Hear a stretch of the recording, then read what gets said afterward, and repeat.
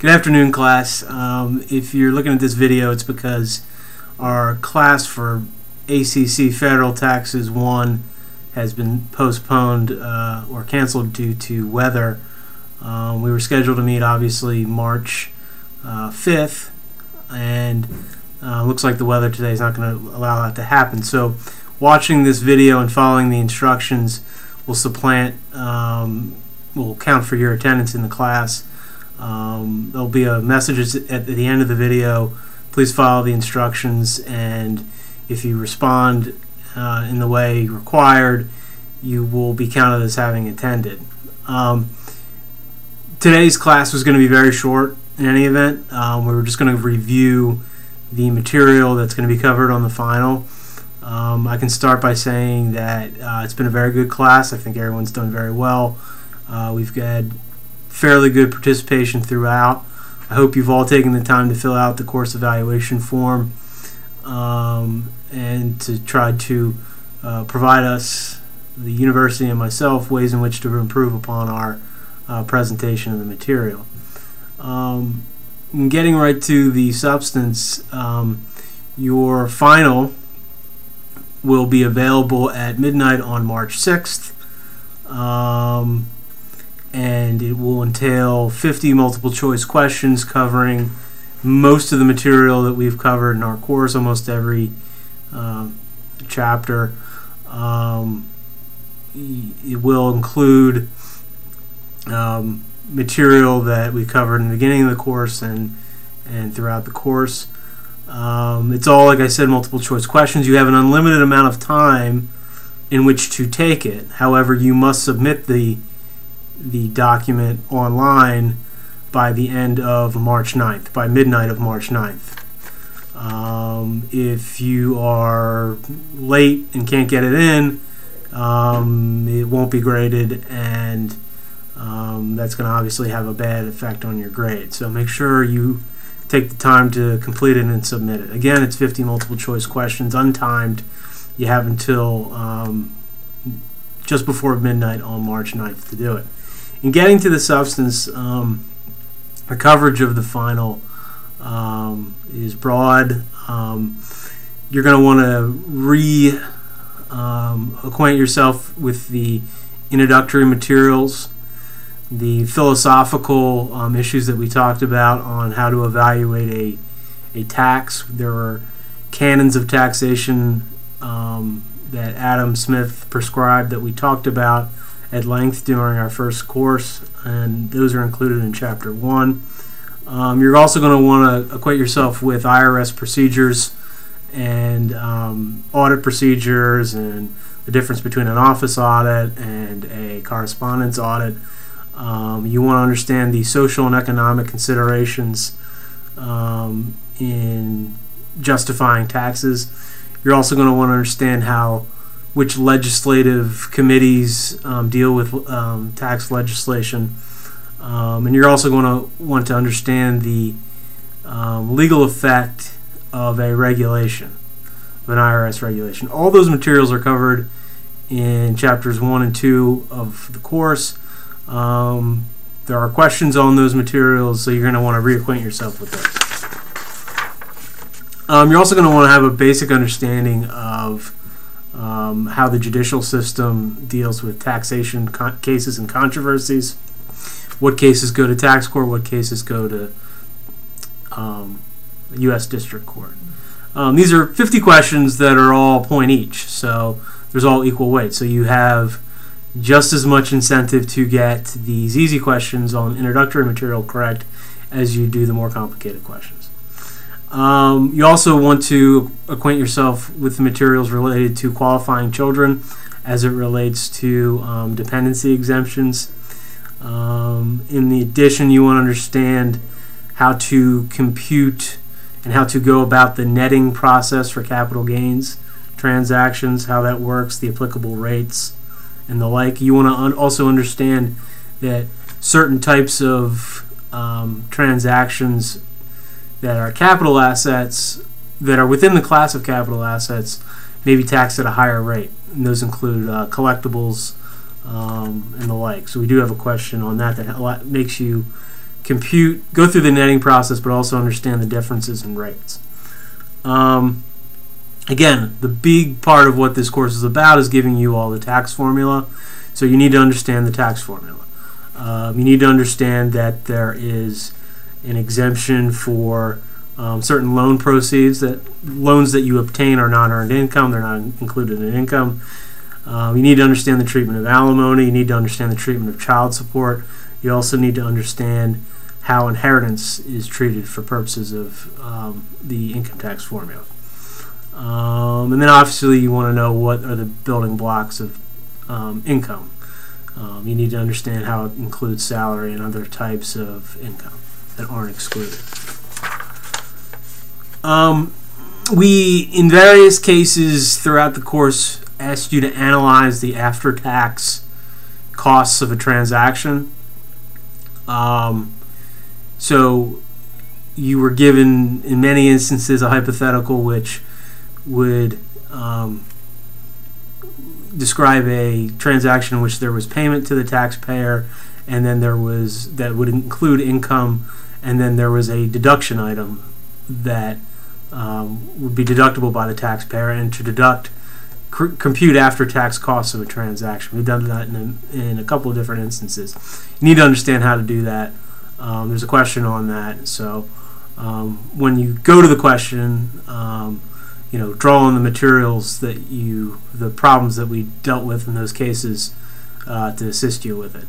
You're not going to have a whole lot of time to review. Obviously, you're going to be seeing this video Thursday night, and then the materials are put online.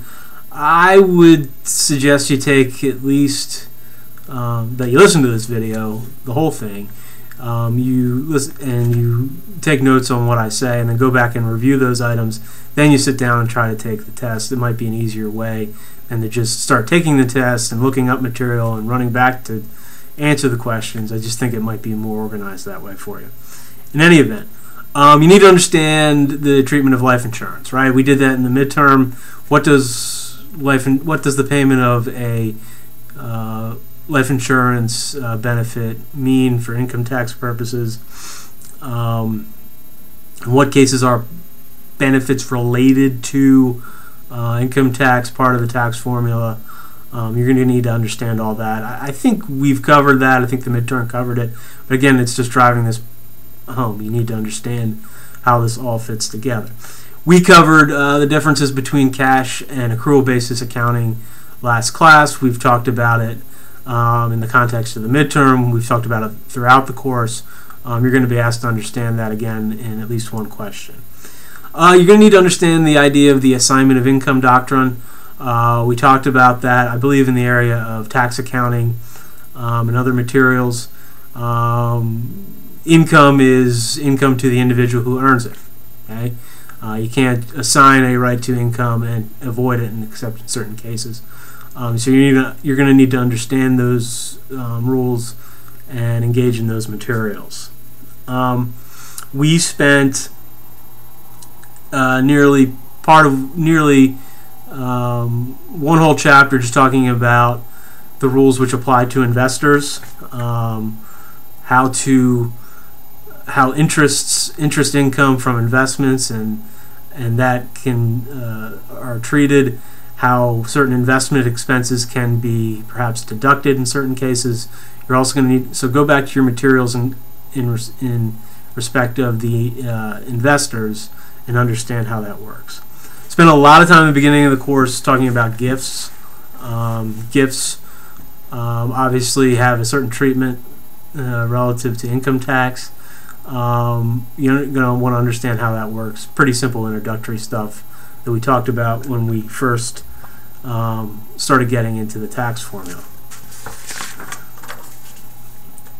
We also covered in the chapters on deductions, the deductions which are available for school expenses, tuition, and the treatment of other costs attendant to going to school, like room and board, meals and lodging, that type of thing. So understand those rules. Go back, refresh yourself on that material. I think you'll be all right. We spent almost in every class time talking about the taxation of judgments. how certain judgments are going to be income tax to the receiver. We also talked a little bit about what happens when you receive a judgment for a loss that you previously deducted. I hammered that home a bunch of times. So refresh yourself on how that works insofar as the taxation of judgments when you receive compensation for an injury. Spend a decent amount of time on fringe benefits under Section 119. Go back to Section 119, refresh yourself with that. And also the de minimis fringe benefit treatment in the same chapter. We also talked a lot about the distinction between an above-the-line deduction and a below-the-line deduction. I hammered home that I just want you to understand conceptually how that works. And frankly, when you're preparing a return, which is kind of the point of this course, to teach you, or at least give you a roadmap to do that, that is going to, if you look at a return, that's going to help you answer a lot of those questions. And I think your midterm kind of crystallized that issue for you. We talked a lot about the available deduction for ordinary and necessary business expenses under Section 162. Reacquaint yourself with the rules for that, the slides for that in the appropriate chapter, and I think you're going to be okay. We also talked a little bit about deductible hobby losses. Go into your slides and reacquaint yourself with the rules for that, because there's one question on hobby losses. We also cover bad debt deductions. Reacquaint yourself with that. We also talked about how in certain cases losses which are personal cannot be deducted, but where gains are from personally used assets. So reacquaint yourself with those rules, and I think you'll be all right. There's one question on research and experimental expenditures, R&D expenses. That's going to be, I believe, in the tax credit section. We didn't, in fact, go over that in class, but just scan those slides, and I think you should be all right. We also talked at length about depreciation. There are at least 3 depreciation questions on the final. So I would definitely recommend going back and reading and understanding how to deal with computing depreciation deductions, because there's at least 3 questions on those. And I felt comfortable giving you that many questions because we spent a decent amount of time on it.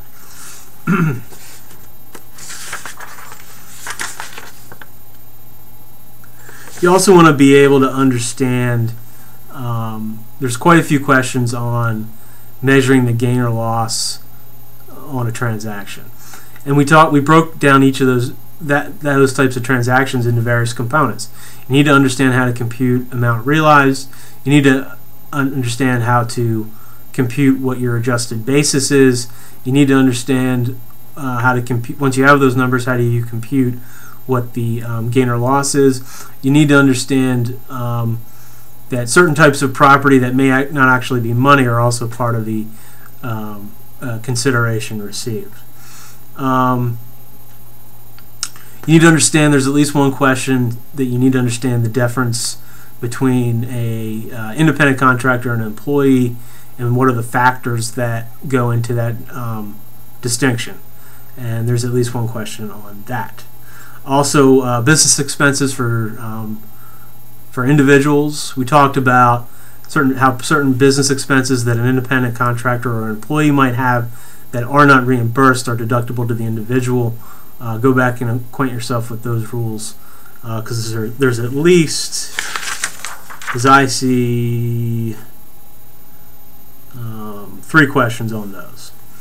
Also need to understand the rules for deductibility of medical expenses. I think we touched on those in at least 3 classes about how that works, which rules apply, what types of expenses qualify, and the 7% versus the 10% threshold for those. Again, understand whether or not certain interest expenses for investments can be deductible. Go back to the chapter on investor gains and losses and understand whether the types of interest expenses that can be deductible, in some cases where they cannot. Reacquaint yourself with the charitable deductions piece. There's certain donations which qualify, certain that don't, and how to compute the amount of the deduction. Remember, when you're giving cash, it's pretty simple what the amount of the deduction is, but when you're giving property, remember, when you give property, you could compute a deduction two different ways. You could do it based on the basis of the property or its fair market value at the time of donation. So reacquaint yourself with those rules. Okay. You also want to understand, again, let's understand what all goes into amount realized in a property transaction. We covered that in the last two classes. You also want to understand how to deal with a situation in which a bad business debt is written off, but then there's a payment for the debt in the future. Again, it's that tax benefit rule that I talked about many times. If you deduct an item in a prior year, but then get compensation for it in the present year, and that's an item that you have to take into income ordinary. Okay, it's akin to the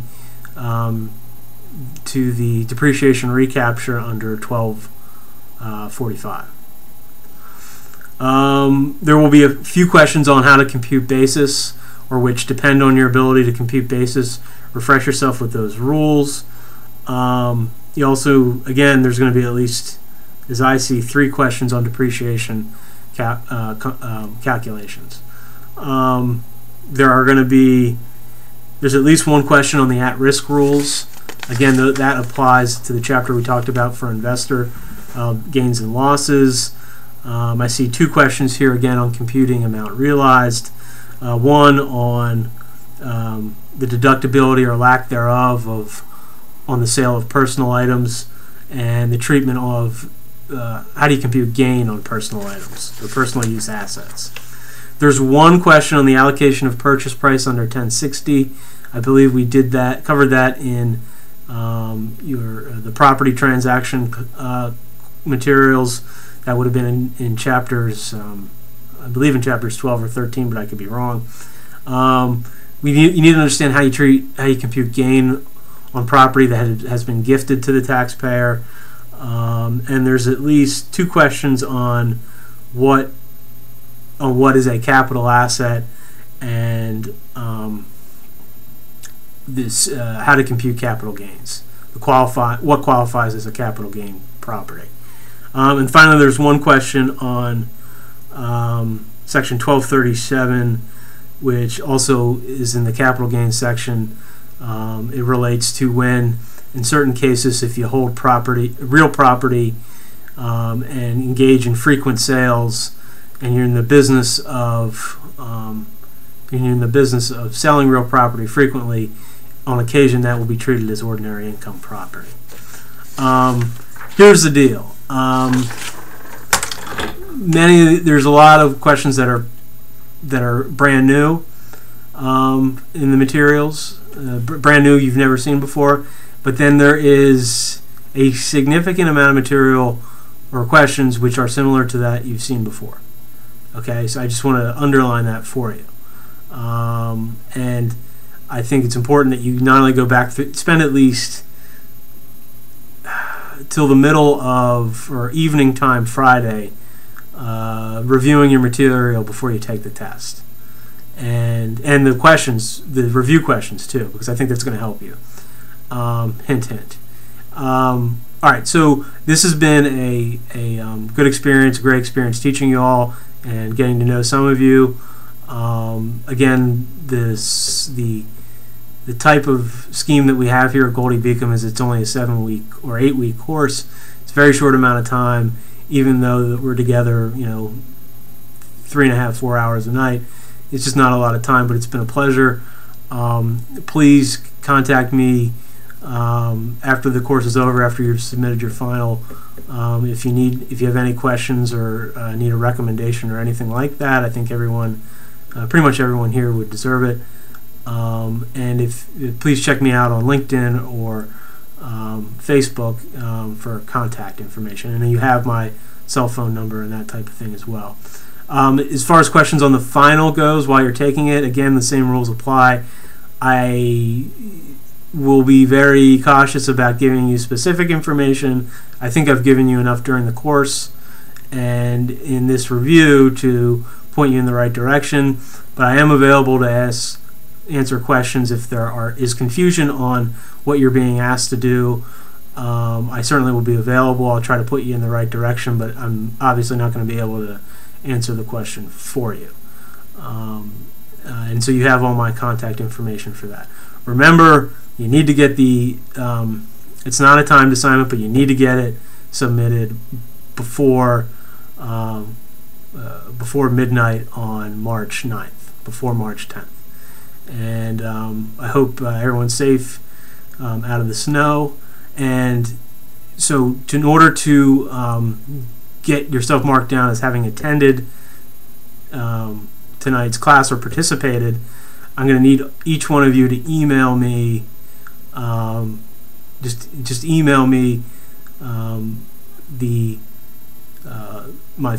name of my favorite baseball team, which is the Philadelphia Phillies. So if you email that to me and I get that in my inbox, you will be counted as having attended tonight, and I know that you watched this video, so I can mark you as attended, and that will be the equivalent of us all having been in class together on that night, even though we can't.